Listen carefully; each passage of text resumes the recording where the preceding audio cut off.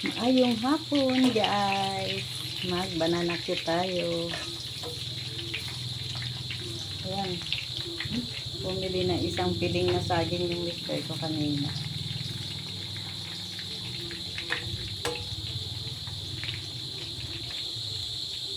Ang aga ng gangis guys. Ang ingay na nila. Alas 3 pa. Ako ay mag-overtime na naman mamaya. Di ko taga-upo. Overtime na po niya ta guys. Kahit ano lang hanggang alas 9 lang. Okay na yun. Ang laking bagay na. Balik ako mamaya. Ayan guys. Hanguin na natin at ako'y magtutunaw pa ng sugar. Namiss ko ang banana ko guys. Kaya gawa tayo. Balik ako mamaya. Yan guys, lagyan natin ng sugar. Hindi ko na pinalitan yung mantika guys. Mabango nga siya kasi yung may tambok ng baboy. Ayan na. Allah, sorry. Ay, tama na yan. Isa lang. Para hindi masyado matamis. At magtitimpla lang ako ng kape guys. Kape, ipaparis natin ito. Tinawin lang muna natin ang sugar. Ayan, okay na. Lagyan na natin ang ating saging-saginging. Ang ating matabang saging.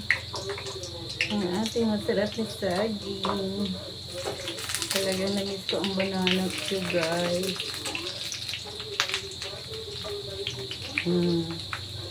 Na, may banana cue na ta.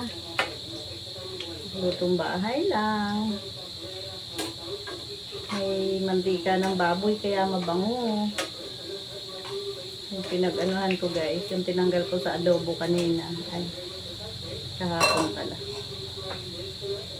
Isang piling yan guys. O, 6 lang ang luto ko. Na, luto na guys.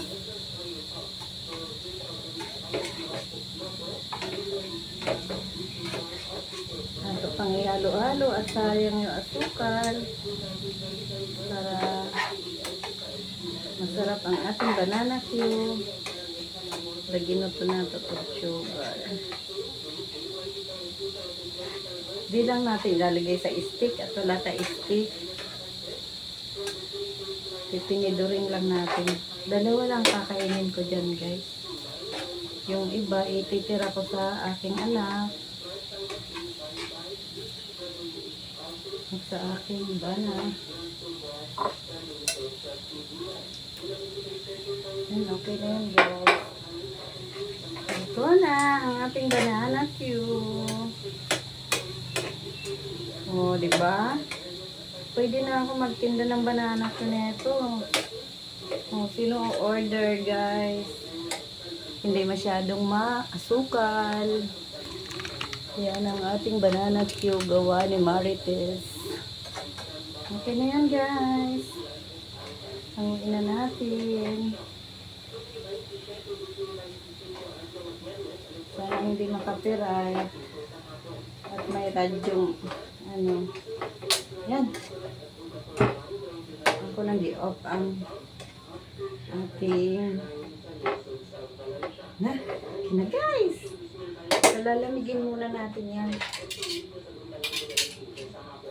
Lagay natin dito sa ipantong natin sa isang plato.